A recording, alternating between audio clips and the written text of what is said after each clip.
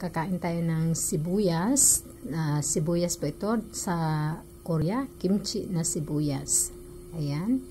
Ito yung pinaka-favorite ko na kimchi dito sa Korea. Hindi yung pichu kimchi, yung cabbage. No. Ito yung pinaka-paborito ko, yung sibuyas na kimchi.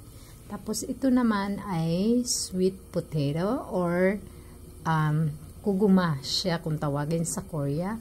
Pero ito siya, hindi ko siya ni-steam. So, binili ko sa labas. So, ang ano nito, tawag nito is grilled sweet potato. Or, pwede nyo ring gawin ito sa air fryer.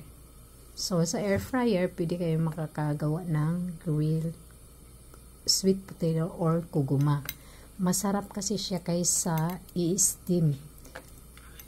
So, kung kakainin mo to, masarap siya pag haluan mo ng kimchi na ito. Yung sibuyas na kimchi. Ayan. Masarap to.